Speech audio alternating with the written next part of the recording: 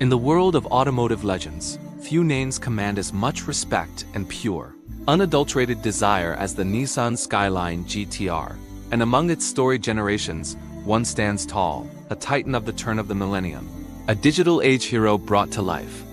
This is the story of the R34, the final and for many, the ultimate evolution of the Skyline GTR legacy. Our story begins in January 1999. The automotive world was on the cusp of a new era, and Nissan unleashed a car that would define it. The R34 GTR wasn't just a successor to the R33. It was a quantum leap forward. It was shorter, sharper, and more aggressive. Its design was a masterclass in functional beauty, with every line, every vent, and every spoiler sculpted by the wind and perfected on the track. Underneath the chiseled aluminum hood lay the heart of the beast, the legendary RB26 DETT engine.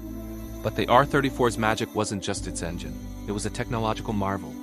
The advanced Itesa ETS Pro all-wheel drive system and the Super Hyca's rear-wheel steering worked in perfect harmony, giving the car an almost telepathic connection to the driver. It could analyze road conditions and driver input in real time, distributing torque with surgical precision. The result was a car that defied physics, gripping the road with a tenacity that left supercars of the era in its dust.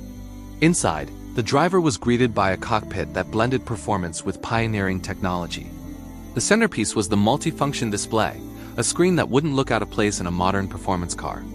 It displayed live data like boost pressure, oil temperature, and even G-forces, a feature developed in collaboration with Polyphony Digital, the creators of the Gran Turismo video game series. It was a gamer's dream made real. Nissan didn't just stop at the standard model. They pushed the R34 to its limits with a series of awe-inspiring special editions. First came the V-Spec, or Victory specification.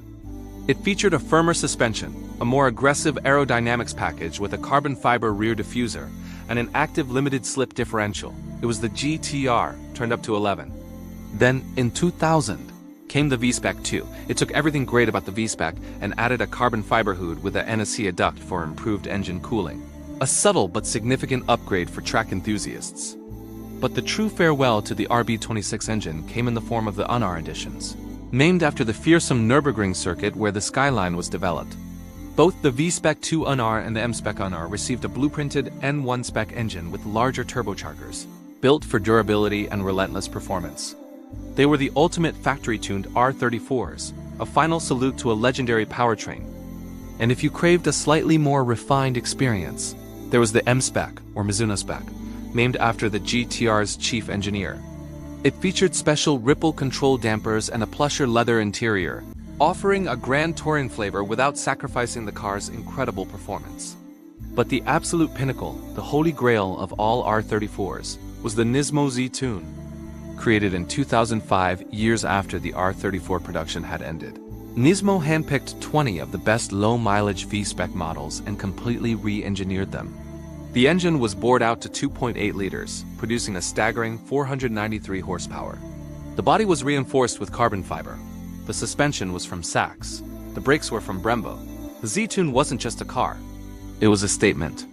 It was the most expensive, most powerful, and rarest R34 ever created, a rolling piece of automotive mythology. The R34's legend wasn't just built in showrooms.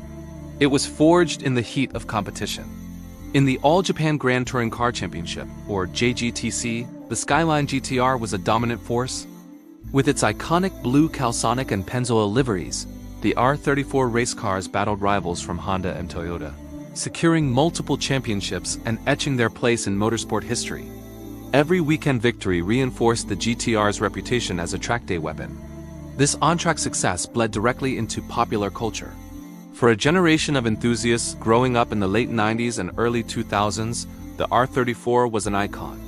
The Gran Turismo video game series placed millions of players behind the virtual wheel of the GTR, making it a household name long before many had ever seen one in person. We spent countless hours tuning, racing, and falling in love with its digital counterpart. Then Hollywood came calling.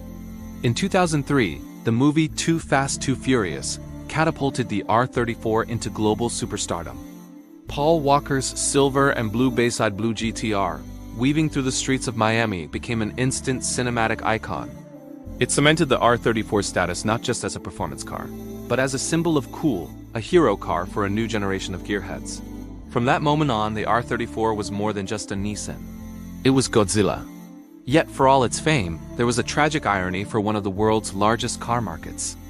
In the United States, the R34 GTR was forbidden fruit.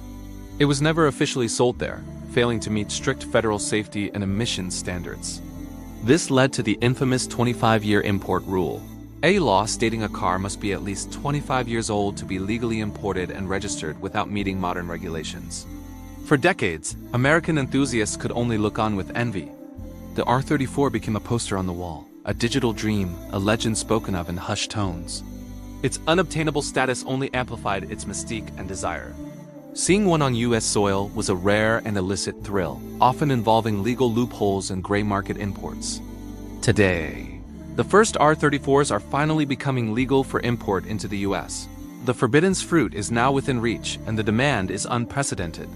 Prices have skyrocketed, with pristine examples fetching hundreds of thousands of dollars, and special editions like the Z-Tune commanding well over $1 million.